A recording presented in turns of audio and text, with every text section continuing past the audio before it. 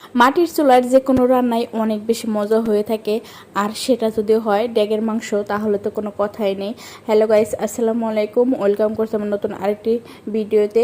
ঈদের তৃতীয় দিন শ্বশুরবাড়ির সবার জন্য নিজ হাতে গরুর মাংস রান্না করলাম, তাও আবার হাতে মাখিয়ে। লাকড়ির চুলায় 2-3 ঘন্টা ভরে রান্না করতে কিন্তু অনেক বেশি কষ্ট হয় গরমের মধ্যে।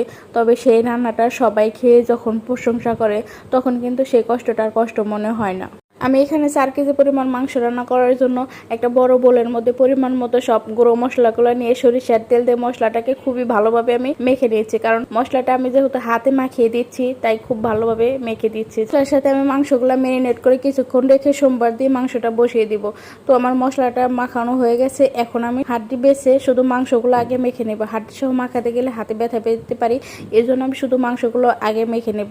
আপনি যখন হাতে মাখিয়ে মাংস রান্না করবেন তখন এই জিনিসটা সবসময় একটু মনে রাখবেন যে মাংস হাড্ডি সহ কখনো মাংস মাখাতে যাবেন না। হাড্ডি সহ মাখাতে গেলে হাতে অনেক সময় কেটে যেতে পারে।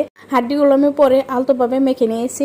সোমবার দিয়ে মাংসটা বসিয়ে দিয়েছি, এক হাতে যেহেতু রান্না করেছি আর এক হাতে ভিডিও, তারপর আবার লাকড়ি চুলায় রান্না, এক হাতে জাল দিতেও হয়েছে, সেজন্য ওই ক্লিপটা নিতে পারিনি আর আপনাদের সাথে শেয়ার করতে পারলাম না। আমরা মেয়েরা প্রশংসা শুনতে একটু বেশি ভালোবাসি, কেউ যদি আমাদের প্রশংসা করে সেই কাজটা করার অনেক বেশি আগ্রহ বেড়ে যায় এবং খুবই ভালো লাগে।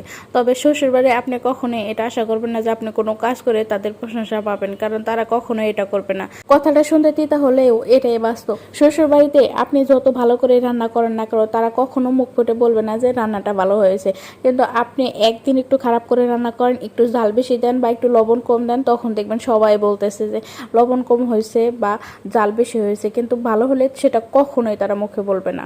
শ্বশুরবাড়ির মানুষ আপনার কখনো কোনো প্রশংসা করবে না, আপনি যত ভালো কিছুই করেন না কেন তারা কখনো মুখ ফুটে আপনার প্রশংসা করবে না।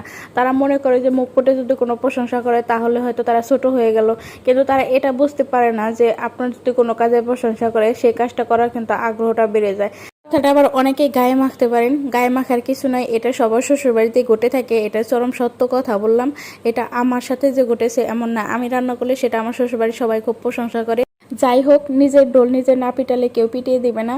আমার রান্নাগুলো অনেক বেশি মজা হয়ে থাকে, কারণ আমি রান্নাগুলো খুব ভালোবাসা নিয়ে যত্ন সহকারে রান্না করে থাকি, আর আমার প্রিয় মানুষজন বলে যে রান্নাটা অনেক বেশি ভালো হয়েছে, এতে আলহামদুলিল্লাহ। ভিডিওটা এখানে শেষ করছি। ভিডিওটা কেমন লাগলো অবশ্যই কমেন্টস করে জানাবেন। দেখা হবে পরবর্তী কোনো ভিডিওতে, সে পর্যন্ত সবাই ভালো থাকবেন, tata, bye bye, take care, আল্লাহ হাফেজ।